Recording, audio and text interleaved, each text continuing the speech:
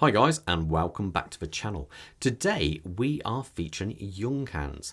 Now, Junghans is a German company based out in the Black Forest, and it's a brand unfortunately you don't really hear much of anymore. It's a real shame because some of their watches are absolutely stunning.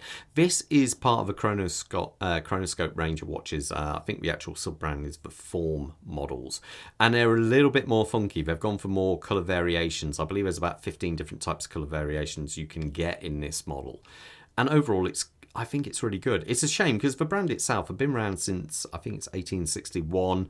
Back in 1903, they were the biggest clock makers in the world. So based out in Germany, Black Forest area, and it's a real shame you don't hear much of them now, apart from their Max Bill range of watches. I used to have an old Mega 1, I think, in PVD.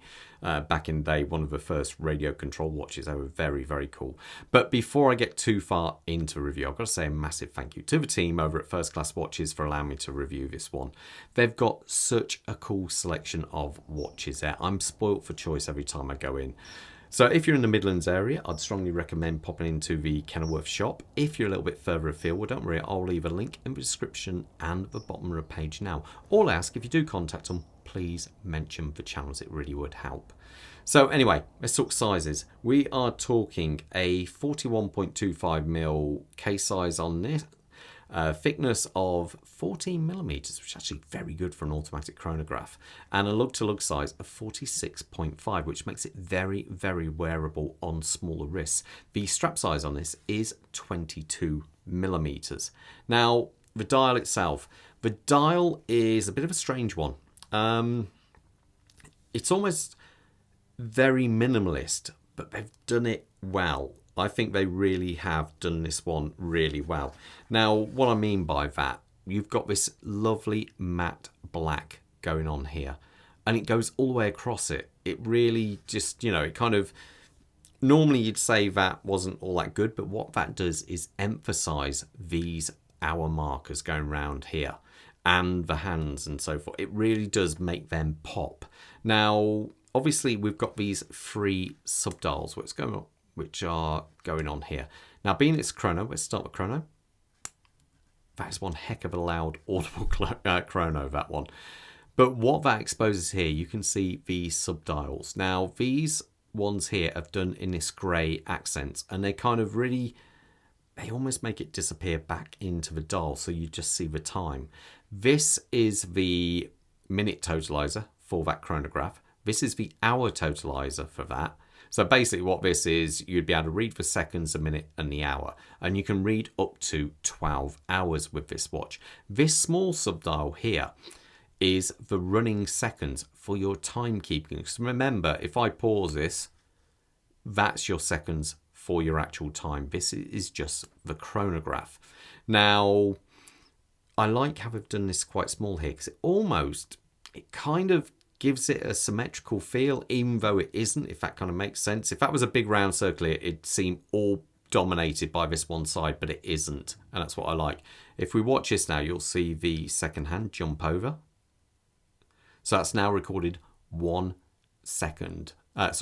minute of recorded time.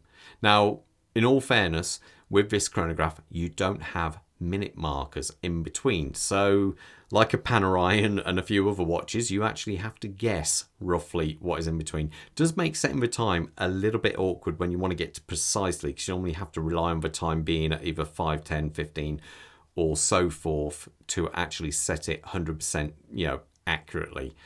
A little bit of a it's you could say a shame, but I think if they would have put all the minute markers around there, you would lose the whole thing of the clean dial.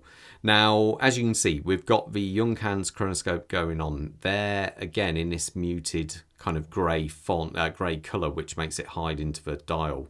And I like you've got just the day-date complication over here. Now, the cool thing with this, though, have you noticed how the dial scoops up at the end? It's really quite impressive. Now, being that this is only just a fraction over 41mm, this watch here is technically bigger. But look, because it's all dial, this looks even bigger than what it is. So, many other watches which dive watches or have a bezel, that means the dial is going to be a lot smaller. So on this, it is actually quite big, a little bit like a Flieger watch. Now, as we come past that, we have a flat sapphire crystal going on top there with AR coating, and the actual case itself has got this kind of bowl arrangement. Now, what that helps is when it's sat on your wrist, this bit tends to sink in a little bit. And it makes the watch look even smaller. Now, there's a little bit of curvature on those lugs. It doesn't need much though, being that the lug to lug is already quite short. So this will easily fit on a smaller wrist.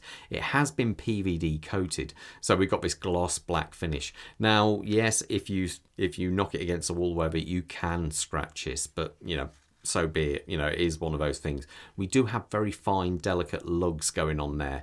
They just look they suit the watch, because everything about this watch is that dial. All these other bits are kind of pulled away and separated from it.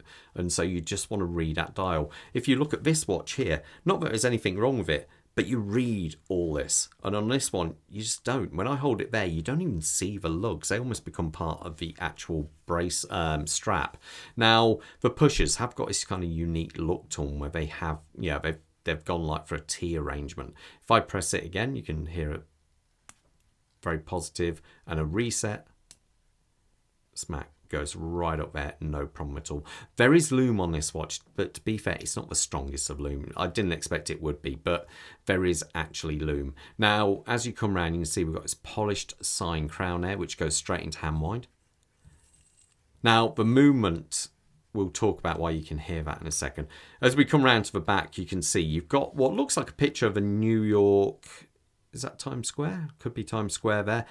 Now, we do have 50 meters of water resistant on this watch, just to point that out. But the movement under this is what they call the J8801. And that really is an ETA 7750. So a bomb-proof movement. Absolutely joy to work on. A great movement. 56 hours of power reserve, 25 joule. I put it on the time graph and I think it was pulling plus 4.5 seconds, give or take, coming on for 5 seconds. So it puts it within chronometer specs, to be fair. So, but one of the other things about the 7750 is when I wind it, it's quite a noisy winder. Also, the rotor, see if I can get it to do.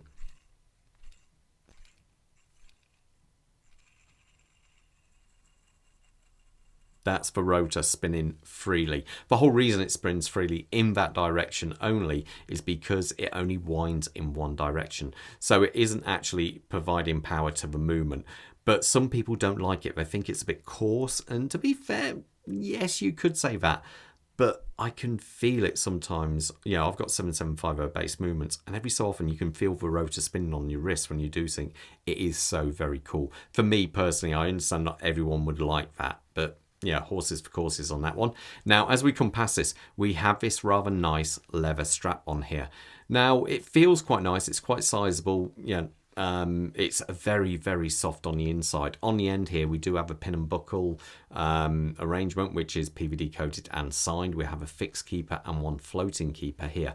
But one thing I would point out is I noticed that one of my straps here would look tremendous on this watch. Now, this is actually a Barton strap. Unfortunately, it's a bit too small for this one, as it's 20mm, not 22. But I think that on this watch would be great.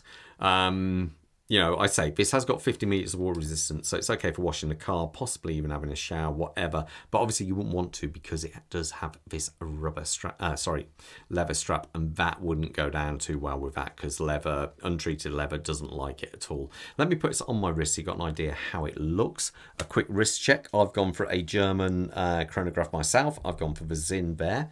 Now, and Bob has got the Mule Sportivo GMT Traveller, I believe it's called.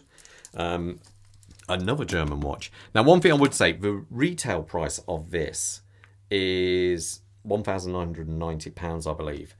Which, obviously is a lot of money, but you can get it for a discount at first class watches. I believe you're talking about 1,700 quid.